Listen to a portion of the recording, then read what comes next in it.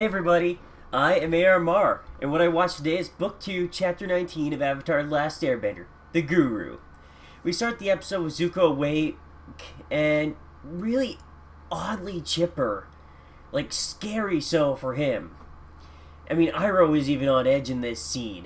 And then we go right on to Aang dropping Sokka off where his dad is and promising to return within a week. The moment when Sokka sees his dad again is just a beautiful little moment, like so well done. You can see the emotion in both of their faces as this long-awaited reunion finally comes to happen. And now we return to the Earth King and the fake Kyoshi. He accidentally spills to Azula and her gang about the Fire Nation invasion that's being planned, and we immediately go over to Katara being given the plans for the invasion and being told to take them to the Emperor. And right back to Aang arriving at the temple to speak with the Guru. The Guru, of course, is a little weird. He claims he knew Monkey Yatsu, and given how old he looks, that's perfectly possible. I mean, in this world, it's quite possible that people who have mastered certain forms of bending or spiritual energy might have lived for quite a long time. He feeds Aang this mix of onion and banana juice that just sounds disgusting, but apparently by the end of the episode, Aang doesn't mind it so much. So that's kind of... I don't know, it's funny. I like how quirky they made him because it keeps the character from being over serious. He's entertaining enough that we don't get bored of him as he goes into the whole spirituality thing. And he says, like, a great piece of advice for Aang: if you're going to bring balance to the world, you must first find balance within yourself. Then we head right over to Toph's kidnappers. A side effect of splitting up all the characters are these rapid cuts between their various situations. I'm pretty sure I've said this before in other episodes, but I find it a little distracting because we only get like a tiny bit of each character's scene before it's right on to the next one. And it just feels so frantic. Like, it kind of feels like at this point they were trying to wrap up everything they wanted to do in Season 2 really fast so they could do the finale in the next episode. Like they might have spent too much time on this other stuff in Ba Sing Se, and now they had all these loose ends that they were like, oh, gotta wrap that up, wrap. And yeah, it just feels really frantic and a little distracting at times. But anyway, Toph tries to trick the two knuckleheads into letting her out, but of course that doesn't work. And the wrestling organizer says something that seems to just sort of galvanize her. You know, it's like, you might think you're the greatest earthbender around, but even you can't bend metal. Toph takes that as a challenge, apparently, and I love that about her. And then we return to Azula and her warriors, with Azula giving a speech about how, now that they have the Earth King's trust, they can destroy Ba Sing Se from within. Whereas, you know, the Fire Nation has been failing for 100 years to do it from the outside. But now, they are on the inside. They have the Earth King's trust. And I gotta say, it's not a bad plan. And then we go right back to the Guru teaching Aang, saying, you know, to control the Avatar state, you must open all of your chakras, and uses a really cool metaphor with some streams that are in the temple. Basically showing, you know, it's like... Let's see, how did it go again? The energy naturally flows from one pool to another, but there are things in life that fall in the stream and, like, gum it up and slow the flow. But if you remove the blockage, the flow resumes anew, stronger. Maybe not than before, but just as strong as it should be, if not better. And he tells them, you know, the body's chakras are similar to this. They're blocked by different emotions. And the process to open them is very intense. It will force Aang to confront his emotions. And once started, it cannot be stopped until all 7 have been cleared. And we move right on to the first chakra. It is Earth, concerned with survival and blocked by fear. And we see representations of all of Aang's greatest fears: losing his friends, facing the Fire Lord, losing control of himself, and destroying others. And in order to, like, you know, unblock this chakra, he has to face his fears, accept them, and let them go. And then we move right on to the water chakra. It deals with pleasure and is blocked by guilt. In Aang's case, of course, the guilt is of how, you know, 100 years ago he ran away from home because, you know, he feels he doomed so many others by running away those 100 years ago. He thinks that, the entire reason the war happened like this is because he wasn't here for the last 100 years. Yet, there's kind of that idea that if he was there 100 years ago, he might have just died with everyone else. I mean, when the Fire Nation started the war, he was only newly minted as the Avatar. He had no training, he had no direction, really. Other than the airbenders, saying we have to get him trained. So who knows, in the end, on a big cosmic scale, perhaps it was better for Aang that he ran away. But still, he has to stop blaming himself for it. What has been done cannot be undone. And what's important now is that he not let it cloud his mind and cloud his ability to help others. He has to clear it from his mind so that he can focus on the now, on the things he can actually affect and change. We return to Sokka and his dad at this point. A little funny interlude between all the seriousness of the Avatar chakras. And we find out where Sokka got both his inventive mind and his sense of humor. It's not his mom. There's a really touching moment in here where after hearing about Fire Nation ships approaching, his dad orders all the men to battle. And Sokka's like, what do you want me to do, Dad? And his dad just looks at him and is like, well, I said all the men. I love the look on Sokka's face, like his dad acknowledging him as a man is so important to him. And man, the feels in this scene, good for you, Sokka.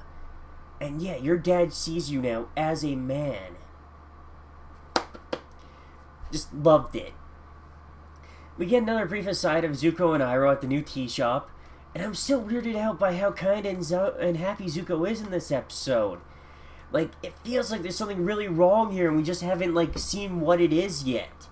He even offers to help Iroh make tea. Heck, he suggests they make tea. Zuko wants to make tea?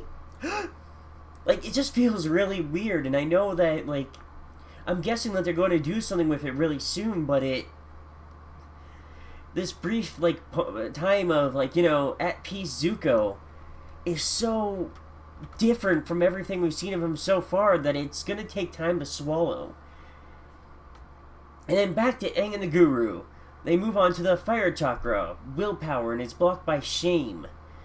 And Aang's biggest shame is his biggest disappointment in himself is hurting Katara with his early firebending attempts. He even says again, I'll never firebend again.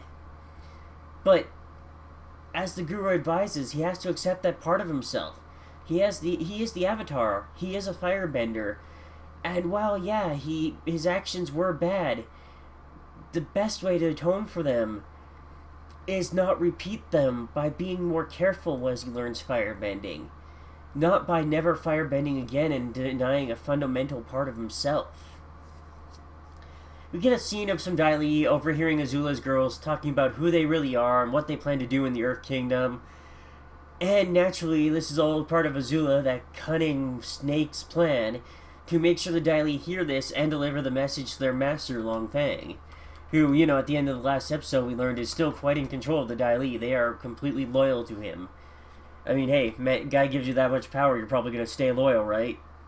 I doubt the Dai Li themselves are even brainwashed or programmed. They were just given that much power over the city that they're kind of like, you know what, we're going to sign with him. He gets us. And then, we gotta go back to Aang. Sorry. And we learn the fourth chakra is love, and it is blocked by grief. Aang's grief is strongest in regard to all the Arab nomads lost. His people. And the Guru reminds him, though, that though they are gone, their love for Aang is not lost. It is an energy. It flows around within him, and then is reborn as new love. He has to let the pain flow and become something new. And of course, in this chakra, he gets a vision of Katara because that is who he has grown to love. Next is the sound chakra. It deals with truth and is blocked by lies, primarily the ones we tell ourselves. You cannot lie about your own nature. Aang cannot lie to himself about who he is. He's the Avatar, and he has to embrace that. Chakra number 6 is light, fueled by insight and blocked by illusion. such as the illusion of separation. Things that seem separate are really connected. The four nations are really one people. The four elements are all interconnected as part of one grand whole. As the guru is explaining this, we return again to Toph. He continues explaining that all is part of the same whole. Metal is just a part of Earth that's been purified and refined. And we see Toph experimenting in her prison. She keeps striking the walls and listening to the vibrations, and seeing the Earth within the metal. And we'll get the payoff for that quite soon. But first, we rejoin Katara as she enters the tea shop. 3 guesses which one it is, and the first 2 don't count. Katara spots Zuko and Iroh working inside and bolts. Like, she is shocked. Fire Nation is here. Zuko and Iroh, her greatest enemies, are here. She doesn't know that, Zuko has changed or anything like that. She just sees them here in the Earth Nation, and even in, a high ring of the Earth Nation. So, yeah, she bolts to tell the Earth King. And back to Aang. The last chakra is thought. It deals with cosmic energy and is blocked by earthly attachment. This is Aang's attachment to Katara. And to progress, he must let it go. Aang struggles with this idea because, not that long ago he was reminded to think about his love for Katara. Now he's been telling to release all attachment to her in order to ascend. As Aang struggles with that, we go to Katara arriving at the palace, only to realize that the Kyoshi present aren't Suki and her friends, but Azula and hers. They catch her easily thanks to her surprise, and after learning from Katara that Zuko is in the city, well, Azula's like, well then, sounds like we need to have a family reunion. I assume they also steal the Earth Nation plans that Katara was carrying. Aang, at first he starts letting go of his attachment and ascending. Beg your pardon. But just as he is about to ascend, he gets a vision of Katara in danger, bound by chains, and struggling. Seeing this, he can't finish letting go. He returns to the earthly plane and rushes off to save her, despite the Guru's warnings that by choosing this path, his chakra will be locked off. He likely won't be able to enter the Avatar state ever again. And this is when we cut back to Toph. She bends the metal of the cage, escapes, and then uses her earth bending and her newfound metal bending to trap her would-be kidnappers in the cage, declaring herself the greatest earthbender of all time. You're pretty awesome, Toph. And then she surfs like a rolling wave of earth back towards Ba Sing Se. And wow, seriously, I've already said it, but Toph is amazing here. I mean, she's essentially invented a whole new type of earthbending. And it kind of feels like it would have taken her kind of insight, that ability to truly see the earth within the metal, because seeing with earth is all she's ever done. And now that she's unlocked it, let's see what she can do with it next. And then we return to Sokka and his dad about to knock some Fire Nation heads together. There's another really touching father-son scene, but just as they're about to board the ships, Aang arrives. And though there's no dialogue here, we can assume that he tells Sokka about Katara as they fly off together right afterwards. We then get a brief scene between Azula and Long Fang. Azula's playing weak, but she's really just manipulating Long Fang, letting him think he's in control, so he'll give her exactly what she wants, and he does. An alliance with the Dai Li that she can use to further her own goals in the Earth Nation. And that's where the episode ends. What is up with Zuko? How exactly is Azula and her crew going to use the Dai Li to destroy the Earth Kingdom? Let's wait and see next episode as the Avatar crew converges and everything goes up in smoke. I'll see you guys next time.